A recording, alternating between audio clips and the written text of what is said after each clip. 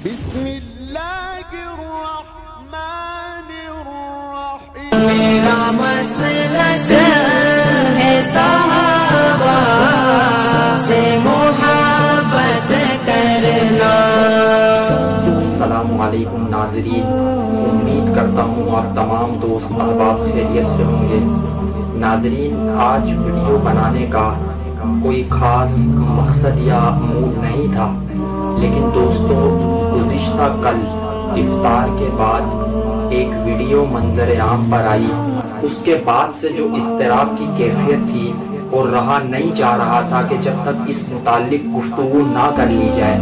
میرے دوستو، اس ویڈیو کے اندر ٹک ٹاک میں ایک نوجوان لڑکے نے، جس کی تصاویر یہ آپ کے سامنے آ رہی ہے، اس نوجوان نے نام لے کر حضرت امیر معاویہ رضی اللہ تعالیٰ عنہ کی نہ صرف توہین کی ہے بلکہ ان کے اوپر لعنتیں بھی برسائی ہیں. پھر اسی ویڈیو کو لے کر بہت سارے نوجوانوں نے ایک ایڈیٹنگ آ رہی تھی اور اپنا چہرہ فرنٹ پہ لا کر اسی ویڈیو کو ڈبنگ کیا اور ٹک ٹاک کے اوپر پھیلایا. جس انداز میں گزشتہ ایک ماہ سے سوشل میڈیا، ٹک ٹاک، فیس بک، یوٹیوب اور دیگر ویب سائٹس کے اوپر صحابہ کرام کے اوپر تنقید کا بازار گرم ہے، اس صورتحال کو دیکھ کر یہ لگ رہا ہے کہ ملک دشمن عناصر اس ملک کو کسی اور جانب دھکیلنا چاہ رہے ہیں. میرے دوستو، ہمیں یہ تو کہا جاتا ہے کہ آپ لوگ مذہبی منافرت پھیلا رہے ہو، آپ شر انگیزی پھیلاتے ہو. دوستو، یہ کیوں نہیں دیکھا جاتا کہ حضرات صحابہ کرام جیسی مقدس جماعت پر طعن و تشنیع کی جاتی ہے، ان جیسی مقدس جماعت پر ایسے گھٹیا قسم کے الزامات لگائے جاتے ہیں.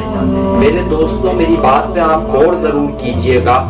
آج مجھے میری ماں پہ گالی پڑنے پر غیرت تو آتی ہے، آج میرے گھر کے کاغذات کوئی ضبط کر لے تو میں اس کے خلاف کورٹ میں جانا گوارا کرتا ہوں، اس کے خلاف تھانے تک پہنچنے کی کوشش کرتا ہوں، علاقے کے M P A M N A سے رابطہ کر کر اپنے مسئلے کے حل نکالنے کی کوشش کرتا ہوں. لیکن آج کیا وجہ ہے کہ حضرات صحابہ کرام کی توہین کی جاتی ہے اور ہم خاموش تماشائی بن کر یہ منظر دیکھتے ہیں؟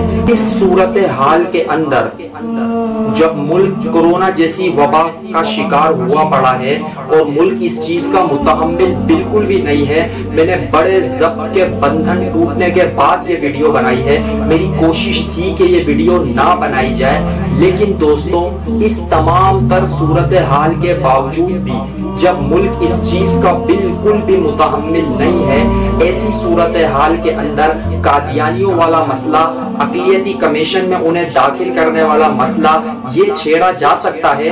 اس حساس مسئلے کے اوپر گفتگو کی جاتی ہے تو میرا سوال یہ بنتا ہے کہ پھر تحفظ ناموس صحابہ کے بل کے اوپر کیوں بات نہیں کی جا سکتی؟ اس شفاف ترین مسئلے کے اوپر جس سے ملک کے اندر فرقہ واریت کا 100% خاتمہ کیا جا سکتا ہے، اس مسئلے کے اوپر بات کیوں نہیں کی جا سکتی؟ اس مسئلے کا حل نکالا جائے. کب تک ملک ان چیزوں کے اندر الجھا رہے گا اور ملک کے اندر یوں فسادات پھیلے رہیں گے اور ایک جانب سے ایکشن ہوتا رہے گا اور دوسری جانب سے اس کا جواب دیا جائے گا؟ تو یہ سلسلہ کب تک چلتا رہے گا؟ آخر کوئی لائے عمل طے کرنے کی ضرورت ہے. بلایا جائے علماء کے بینچ، بٹھایا جائے ذاکرین کو، بٹھایا جائے علماء کرام کو، فیصلہ کیا جائے، ججز بیٹھے، اس کے اوپر باقاعدہ اس کے اوپر باقاعدہ بات چیت ہو، پھر کسی کوئی لائے عمل طے کیا جائے اور ان توہینوں کو رکوایا جائے. اب تو الحمدللہ الیکٹرونک میڈیا کے اوپر بھی یہ بات واضح ہو رہی ہے اور مختلف چینلز کے اوپر پروگرامز کے اندر یہ بات پتہ چل رہی ہے کہ کون سا طبقہ ملک میں صحابہ کرام کے خلاف تنقید کرنے میں ملوث ہے. اور اس موقع پر میں یہ بات بھی کہنا ضروری سمجھتا ہوں کہ شاعر اسلام، انبیاء کرام، صحابہ کرام، اہل بیت عظام، یہ تمام مسلمانوں کا متفقہ مسئلہ ہے. اس کے اوپر ہمارا اتفاق ہے. توہین حضرت علی رضی اللہ تعالیٰ عنہ کی جائے یہ بھی ناقابل برداشت ہے. توہین حضرت امیر معاویہ رضی اللہ تعالیٰ عنہ کی ہو یہ بھی ناقابل برداشت ہے۔ میں گزارش کروں گا اس موقع کے اوپر قومی سلامتی کے اداروں سے کہ خدا را آپ نوٹس لیجئے، ہم آپ سے امید لگا کر بیٹھے ہوئے ہیں، آپ اس مسئلے کا سد باب کیجئے، تحفظ ناموس صحابہ کا بل شرائط کے ساتھ بنوا کر اسمبلی کے ممبران اس پر متفقہ لائے عمل طے کریں۔ یہ طے کرنے کی انتہائی سخت ضرورت ہے اور ملک کو ان تمام خطرات سے، فتنوں سے بچایا جا سکتا ہے، تخریب کاری سے بچایا جا سکتا ہے۔ اس کے ساتھ ہی میں آپ تمام دوستوں سے اجازت چاہتا ہوں۔ السلام علیکم ورحمۃ اللہ وبرکاتہ۔